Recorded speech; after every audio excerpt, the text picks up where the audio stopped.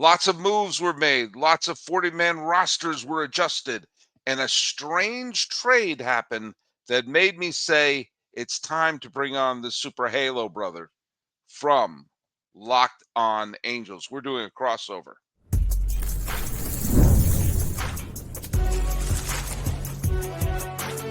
You are Locked On MLB Crossover, part of the Locked On Podcast Network. Your team every day. Hello, baseball fans, and welcome to Locked On MLB, part of the Locked On Podcast Network, where it's your team every day, and we are now the #1 sports podcasting network. And isn't that a great thing? I think it's a great thing. I'm thrilled about it. And thanks so much for making us the #1 sports podcasting network. Today's episode is brought to you by FanDuel. Right now, new customers can bet just $5, and if your bet wins, you get $300 in bonus bets to use across the app. So download it today. I'm your host, Paul Francis Sullivan. Please call me Sully. Follow us at Locked On MLB Pods on Twitter, whatever it's called these days. And on Instagram, I am your pal Sully. I'm at Sully Baseball Podcast on Instagram, and use that hashtag Everyday Sully. But I am not flying solo today because the Angels are in the news, and I can't figure it out. And so why not go to the source? It's John Frisch of the Super Halo Brothers on Locked On Angels. How are you doing, buddy? I'm doing great, Sully. Good to see you, my friend. I'm enjoying that T-shirt, by the way. Oh yeah, absolutely. I'm wearing this. For those who wondering, this is the Wrigley Field, LA T-shirt, not Wrigley Field, Chicago. Wrigley Field, LA, where the Angels, when they were indeed the Los Angeles Angels, right? Who says we're not LA? They were, and there was actually, this is where the Dodgers, when they were, this would have been the home of the Senators, because the Senators were going to move to Los Angeles, and they had to get another team to move with them, and the Dodgers decided to move to LA instead. This is probably where the Senators would have played, and Chavez Ravine would still be a thriving community, thriving Mexican neighborhood on top of that hill right down the 5 from where I'm living right now. But there you go. That's for another episode. Right. A lot of things happened today in regards to, like, the 40-man rosters had to be set. A lot of situations were a couple of my free agent predictions are already wrong. We'll get to that in a second. Those are going to be in part 2. We're going to talk about some of the qualifying offers, and then the last part, I want to bring up the fact that even though the A's have moved from Oakland and they are currently in Sacramento, and maybe they're going to Las Vegas because baseball wants to separate itself from all gambling issues, no matter where they are, they're still the A's. But the Angels are in the news because a big trade was announced pretty late in the evening. Yeah. And it's a strange trade. I did a double take. It's a strange trade because I understand it for both sides, but I don't know what to make of it. So, John Frisch of Locked On Angels, why don't you tell the good folks here what the trade was and your first thoughts, especially being an Angel fan. Yeah, the Angels sent Taylor Ward, their left fielder, over to the Baltimore Orioles, or as I like to call them, the Baltimore Orioles, for Grayson Rodriguez, who is a starting pitcher, right-handed. Now, the Angels certainly need pitching. Grayson did not pitch in 2025 due to some elbow bone chips and a triceps injury and lots of issues there. So he didn't pitch and hasn't pitched since July 31st, 2024. However, slowly, I think this is where everybody's getting kind of crossed up. It's the fact that Grayson Rodriguez is controllable for 4 more years, while Taylor Ward is in his last year of arbitration. Now, it makes sense for Taylor Ward to be in the outfield for the Orioles. He had the most home runs in 2025 that he's had in his career, over 100 RBIs, 62, I think, over the course of the last 2 seasons from Taylor Ward. So he's certainly a productive player. However, Baltimore needs pitching. And so for them to give up on Grayson Rodriguez, quote unquote, I'm a little suspicious. I'm superstitious, but I am a little stitious. But I think that at the end of the day, it's an exciting move for Angel fans because what Grayson Rodriguez brings to the table, even if he can't do it in his first year because he is coming back from injury, He certainly corrects a lot of issues that the Angels have had, not just in their starting rotation, but their pitching staff altogether. Yeah, I think I'll tell you my first instinct. My first instinct that this was a smart move for the Angels Yeah, for because once, right? yeah, and I had a hard time saying. I had a little acid reflux even just saying those words in that order. Yeah. Ward obviously had a good season. Mm-hmm. It wasn't a great season. He hit Right. a lot of home. If you, it was a very very good season. If we got into a time machine back to 1984, Sure. when we put really heavy emphasis on home run total and RBI total, 36 home runs, 103 RBI, yippee doo. He had an OPS under 800. Okay, so we're not talking about a superstar here. We're No. talking about a player who did fine, who's on the wrong side of 30. Yeah. He's a right-handed power hitter who has been productive. He seems like a complimentary player if you had like a big, huge honking star on your team. He is of that age where he could continue to just be that person who will churn out 25 to 30 home runs a year and be a reliable bat. It didn't strike me that was the biggest need for the Baltimore Orioles right now. Mm-hmm. The Orioles, I mentioned this the other day. The Orioles, remember Brandon Hyde was the manager of the year in 2023 Yep. and got out of a job. That's welcome to the way baseball works. Right. They had a lot of really disappointing years from the supposed core that they had of the Jackson Holidays and the Adley Rutschmans and the Gunnar Hendersons, who were all supposed to be taking that next big step and turning them into the next big, huge honking thing. And they're all still pretty young. Yeah. And if there's going to be a situation, they traded away Cedric Mullins. But if there's ever going to be a which didn't really amount to anything to the Mets, but if you're going to have a team that is maybe wants to do what happened with with Toronto, where they were in last place in 2024 because of a lot of disappointing years from a talented core that had gone to the playoffs. Yeah. This is a team that looks like it could rebound that way. And I kept thinking they could rebound that way if the Holidays and Gunnar Hendersons and Rutschmans have a bounce forward year instead of a disappointing year, and they pad their pitching staff. Okay, they traded away their pitching staff for someone who a couple of years ago was supposedly one of their great young building blocks with Grayson Rodriguez. Yeah. And I'll just say before I throw it back to you here, Rodriguez was pitching pretty well and looked like he may be making that next big leap. I think any help in the pitching staff for the Angels at this point is a positive thing. And if you're looking forward to 2027 and beyond, assuming we're playing baseball then, this seems like they sold high on Ward and got something that could potentially, now he could blow himself out, but this is potentially a very good move for them. Yeah, I agree. And you know what? It's shocking to me because of stuff that you and I have discussed many, many times when we've met up together. And that's they didn't trade Ohtani when they could have. Right. Even down to small things like trade Luis Rengifo, right? And so they have let a lot of these guys just walk in their walk years. Mm-hmm. And so for Taylor Ward to have one more year of control in arbitration, he's projected to make about $14 million in arbitration. Look, that frees up some luxury tax space for the Angels too. I think they were already at about $70 million. So if you bump that up to about 84, we could see them kind of spending some money on the free agent market and trying to lure some people here to help things out. But again, I think that it's about dang time because we've been talking about trading Taylor Ward for probably the last 2 seasons at the deadline, in the offseason, at the deadline, in the offseason.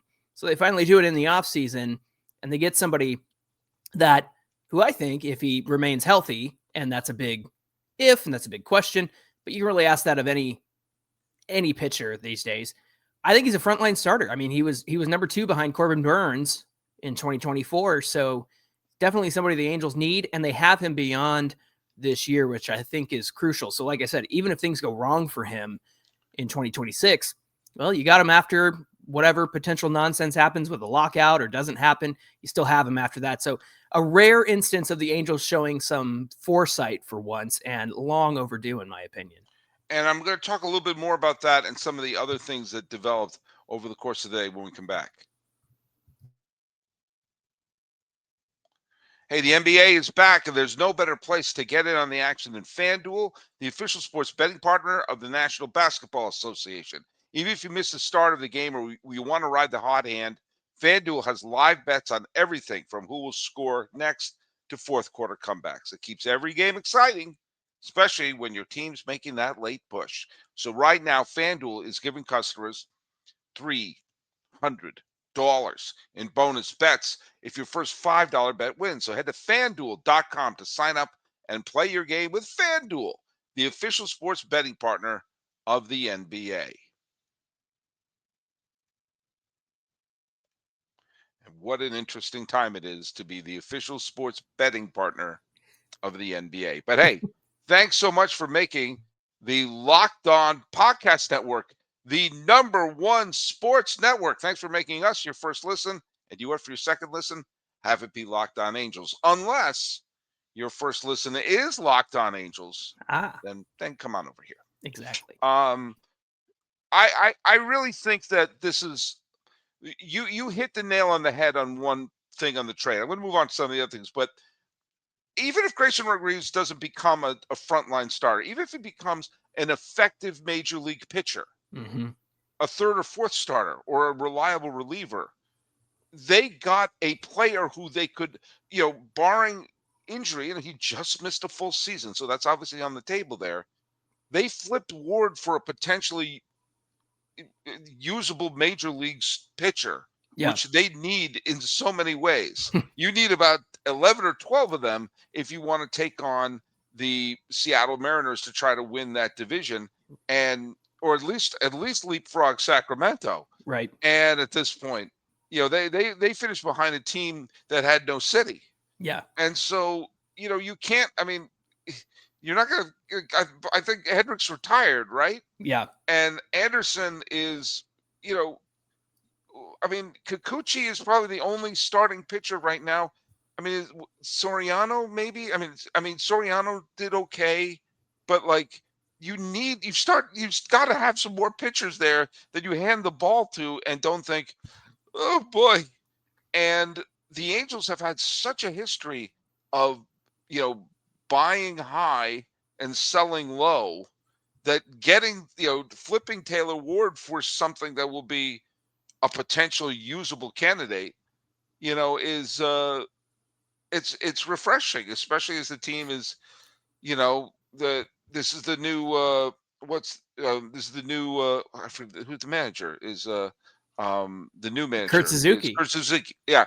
I was going to say Suzuki and almost came out Sasaki. Kaz Sasaki was the reliever for the Mariners, and Kurt Suzuki was the catcher for the Washington Nationals. Suzuki is the new manager. Well, I have no clue what kind of manager he's going to be. No one does. Yeah. But, we'll see what happens. You still have Trout is basically there as the, the lone soldier, and you hope that he could be, do a decent job there. Logan O'Hoppe is still there, and you hope that he can have a bounce back. Nito is, what a great name he has, but, we'll see what they have in terms of the club moving forward. But, get some decent pieces for your trade value that could help, that get major league pieces. Right. And I think that's what we're seeing here. I was stunned by what they did. Yeah, I'm really interested to see what happens with the entire Angels rotation and even the bullpen, considering Mike Maddox is going to be their pitching coach this year, who left his role in Texas, where they had the best staff ERA in 2025. They fell short of making the postseason and whatnot. But the fact is that Mike and I, my brother, co-host of Locked On Angels, we were shocked that Mike Maddox wanted to come to Anaheim. We were shocked that the Angels brought in John Gibbons to be the bench coach for Kurt Suzuki. Yeah. So we're just really shocked at some of the moves, and shocked in a good way, because not in case you haven't noticed, Anaheim hasn't been a very appealing team to play for. So if Maddox gets that beach house on the coast and enjoys his job, then I'm all for it because it's going to mean nothing but good things for this pitching staff. And I'm interested to see, what he does with Grayson Rodriguez, considering, Rodriguez had the injury, but at times he could touch 100 on that fastball. Right. But we all know that you don't have to throw 100 every single time, Sully. And one of the things I enjoyed about watching Shohei Ohtani when he was an Angel, may he rest in peace, was that when he needed to, he'd, throw 96, 97 mile an hour fastball, and late in the game, he'd hit you with 101 and get you to swing through it. And I hope that that's something that Mike Maddox can teach these young guys, that you don't have to do max effort every single time and risk an elbow, risk a shoulder, all that kind of stuff. I wonder what happened to that Ohtani guy. I know. An Angel. What? It's where put them in the where are they now file. By the way, there was a element of baseball, which is a relatively new element, which is the qualifying offer. Yeah. And it used to be something that was kind of verboten. Like, of course, you're giving a qualifying offer to make sure you get that draft pick when they sign elsewhere. I think some players have seen, do you know what? That might be my best bet. And you saw, I think the Yankees were stunned that Trent Grisham accepted the qualifying offer. Yeah. I thought he was long gone, as I think they need to shore up their pitching staff, their bullpen. I think their starting staff, if Garrett Cole can come back, will be very good. Right. But they also their infield's a bit of a mess, and they need to figure out their outfield, especially defensively. And Grisham, I'm not sure he was part of their plans. They gave him a qualifying offer. He said, "I'll take it." I'm part of your plan now. Yeah, and Brandon Woodruff, who I thought was going to leave and sign, I predicted him going to the Cubs, said, "No, I'll take it." Yeah. And Imanaga says, "I'll take it." And Glaber Torres says, "I'll take it." A bunch of players did reject it, but it's interesting that some of those players say, like, I don't want to be that guy who, when it's spring training and I'm thinking, geez, I better accept that $500,000 offer from the Pirates so I can actually keep playing. They said, hell with it, I'll take it, and have that and have their questions answered before Thanksgiving. Go like, well, I know where I'm playing next year. Right. Now, let me ask you this. Do you think that's a good sign that these guys took the qualifying offer, knowing that it's a 1-year deal, knowing that there's a potential lockout looming? Do you think that's an indication that maybe the players, and by extension, the Players Association, are operating in good faith here, trying to avoid a lockout after 2026? Maybe. I also think it has to do with the fact that there is that sort of middle ground in free agent, which is the guy who's not the superstar.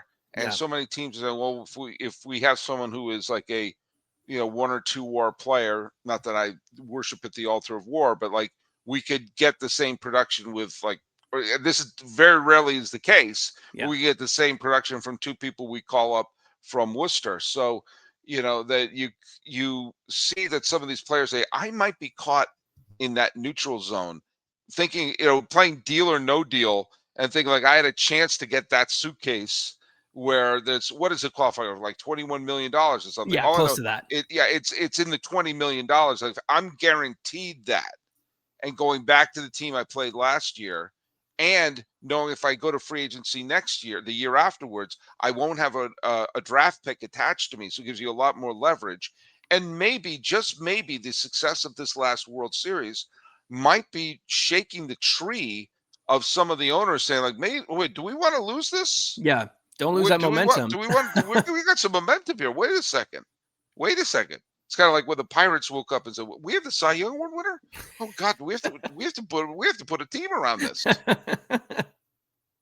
Because, but I found that interesting. Yeah, there were several players who did reject the qualifying offer, and these are the ones whose agents say, I'll get you the like Tucker, obviously, Bichette, obviously, Schwarber, obviously, Framber Valdez, Dylan Cease, who are the other ones? Edwin Diaz. That actually surprised me a little bit because closers can be a finicky market, but I have a feeling Edwin Diaz says the Dodgers need a relief. Mm-hmm. The Dodgers need relief. Michael King, who I think is going to go back to the Yankees, and Zach Gallen. So you have these players who are you're pretty sure they're going to get a multi-year deal. but Grisham, Torres, Woodruff, and Imanaga are what's that? That's 4 players right there who think there's a real chance I could be caught in the middle, and instead of being super scared over Christmas, they're like, we'll have a nice Thanksgiving, knowing I'm making 20 million tomatoes next year, and I don't need to change my uniform. Yeah, and I think where they stayed makes a lot of sense. I'm sure Glaber wants to see through what the Tigers were able to do the last 2 years. Trent Grisham in Yankee Stadium is massive, and whatever they, whoever they have for the hitting coach or whatnot, they unlock something in him. And I'm not saying because he's a lefty, he hits the short porch. His home runs were far and away over the short porch. So, but it is to his advantage to play in that stadium. I think Brandon Woodruff, who has been Milwaukee his whole career. I think that's something that he cares about too. That is assuming that players don't like to make as much money as they can. I am of the opinion they want to make as much money as they can, even though they say, yeah, I want to come back to the Tigers. I love this team. I want to be competitive and da-da-da. At the end of the day, it's about the money.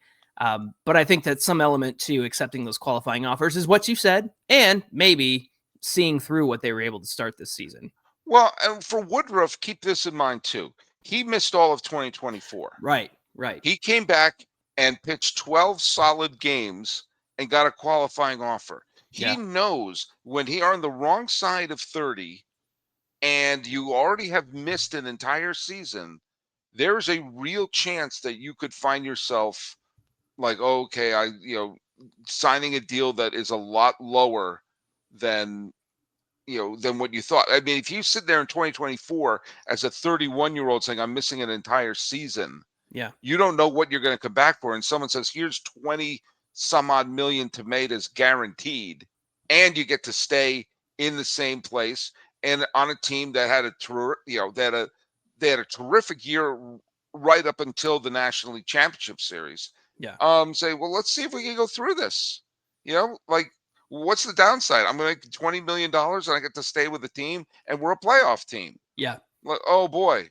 And I've played half a season after missing an entire year. Yeah. He's probably like, I don't want to deal with any of this. Yeah, I say the same thing with. I think for Woodruff specifically, I think that's the case. I say the same thing for Imanaga, considering how the injuries hurt him this year. The end of his season was not great.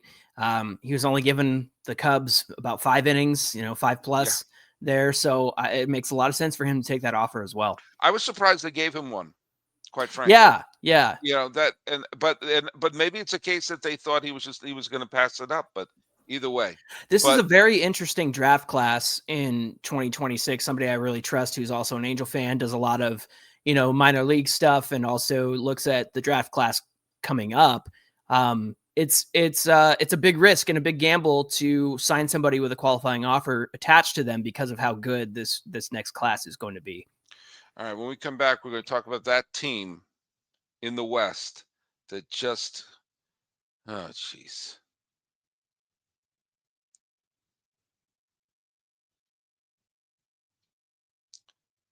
Hey, thanks so much for making Locked On MLB or Locked On Angels your first listen, and thanks for making us the #1 podcasting network. And by the way, I haven't forgotten, I am going to go to the trivia question. The trivia question was, when Cardinals star Curt Flood challenged the reserve clause, it was after he was traded to the Phillies for what future Hall of Famer? And Scott Horsmeyer, who's an Everyday Sully listener, got it right, that Flood was traded for Dick Allen. There were several players involved in the deal, but Dick Allen was one of them. And Flood did not want to go to Philadelphia. He loved playing for the Cardinals. And he said, I should have a right to say where I'm employed. And he took on the reserve clause, which led us to free agency and whatnot. The A's, the Sacramento A's. I'm sorry, we're being way too generous for just calling them the Athletics. They're the Sacramento A's. Hell, I may start calling them the West Sacramento A's because technically they play at West Sacramento. They're putting it on the uniform this year. They're going to have Sacramento across but we're still having to call them the. If you go to baseballreference.com, the single greatest website in the history of planet, which is ATH. Yes. They're Sacramento. no one would have blinked if they called him Sacramento. Yeah. But they had to do this weird thing. But they did another weird thing, and that is, yes, the A's have the top two American League rookies from last year. A lot of fun. Nick Kurtz, a lot of fun from Mr. Wilson. And they've designated JJ Bleday for assignment. Yeah. Just that's it. Bye. Now, I'm not saying JJ Bleday is the second coming of Ricky Henderson. But and you could point to the fact that he only, he had a negative WAR. He had he played 98 games. He didn't have a good year last year. Fine. He's 28. He had a decent year the final year they played in Oakland, and he's a major leaguer. Yeah. He is a major league baseball player who played hard for the don't tell us where they play A's, and he was told to kick rocks so they can save they can save some money. That's why they did it. And the whole thing of, oh, we signed, Butler, and we signed Rooker, and we signed Luis Severino, and we signed Jeffrey Springs to these contracts last year. They only did it so they can get the revenue sharing money. Mm-hmm. And in the end, so it didn't cost them anything in the end. And here they are, the first year that things been reset, and they go right back to dumping major league players to save some bucks. And it's for a team that is trying to look at. I've seen the webcam stuff. It looks like they are building something in Las Vegas. We'll see if it is built on time, but they're still going to play at least 2 and I think 3 years in Sacramento. Right. And the first year was a disaster. It was a disaster public relations wise. It was a disaster attendance wise. They couldn't fill up a minor league stadium. And the players hated playing it. The media hated playing it. And I went to a game there, and I love going to Major League Baseball. I love it. It felt like you're at a spring training game. Mm-hmm. And this is all a self-imposed exile. This isn't like the stadium they got, the Trop got ripped apart. This was all self-imposed. And now, right away, you're telling the fans there in Sacramento, all right, we're going back to what we used to do, and that is we're just going to start dumping major league players because because it saves us a couple of bucks here and there. And for a team that had a better year than people thought they were going to have, and they avoided 90 losses. They had a better year than the Angels. Right. And they have the top 2 rookies, and you can make a push. Not that it doesn't take a lot to see them having a win, going from 76, 6 extra wins, and they had a winning season. And the way you do that is start dumping players and telling everyone it's business as usual for the A's. And I think that stinks. It's really a shame considering, I mean, I can think of maybe 2 or 3 times the A's have lapped the Angels in terms of trading away, tearing it down, rebuilding. I feel like they've done that at least 3 times since the Angels have made the playoffs in 2014. And then they're on the cusp of something really great with the team that they've had this year. And I know they had that long losing streak, or it was just a bad month and a half or so, and that's really what held them back. But you can expect that they take a step forward in 2026 and be part of the conversation with, the Mariners or the Astros and even Texas kind of, I know they were 3rd place, but even kind of taking a step back as well. So it's a shame because you see them. I mean, you called it out for what it is. It was meeting the need for revenue sharing, but in a lot of ways, it's like, wow, maybe they're putting their best foot forward. Maybe they're, actually wanting to compete. Maybe they're kind of doing a make good for the fact that they are in Sacramento. And so they are going to sign some players and they are going to try hard. And then, we end up kind of right back at square one with John Fisher doing John Fisher things. It's as a baseball fan, I know that they're in my same division and all that. As a baseball fan, it's really disappointing to see. Yeah, because they have some exciting, good players on that. Yeah. They have a team that has Kurtz and Wilson and Butler and Rooker. These are all players that are really fun to watch, and Shea Langoliers. And I watched a lot of A's games, especially when I was the interim host of the A's in their Right. final year in Oakland. There's some really incredibly fun players to follow on that squad. Right. And when they start doing stuff like this, again, I mean, who knows? Maybe they'll. I mean, I trashed them going into the 2012 season when they traded away Gio Gonzalez, they traded away Bailey. They made a bunch of trades, and they went on bringing up the Sean Doolittles and everyone in the world and making the playoffs 3 straight years. Yeah. And that 2012 year was one of the single most fun teams. I mean, they did in advance. They lost to the Tigers at 5 in a thrilling series, but that was an insanely likable team in 2012 and 2013 and 2014, and became a lot of fun. They tore that team down. They came back in 2018, had a nice little run there, and they're on the verge of doing something really fun here. And it just leaves a bad taste in your mouth when it's like, okay, so they just got rid of them. Yeah. And some team will sign them. And I'm not saying, and again, I'm not saying that he's going to make people forget about Aaron Judge, but it's the principle of the thing. Yeah. Well, all right. Well, look, we've got to wrap up here. John Frisch, where can people follow you? Hey, you can find us at Super Halo Bros on Twitter, Instagram, TikTok, and of course, if you want to follow the show, at Locked On Angels on Twitter, hit us up on YouTube and get in our comment section, because that's the best way to get in touch with us and continue the conversation there. We went live on Tuesday night after the trade news, so if you haven't seen that yet, come on over, check it out. And we had a lot of fun. We had a good crowd, a lot of people interested in what the heck just happened between the Angels and the Orioles. So we hope you'll come over and check that out. And thanks for making us your first listen and the #1 sports podcasting network. Let's do the trivia question for tomorrow. We talked about qualifying offers. The first few years they had the qualifying offer, nobody accepted them. What player in 2015 was the first to ever accept a qualifying offer? Ooh, that's your recent. Trivia question. Put it down there. If you know that, then you're into it.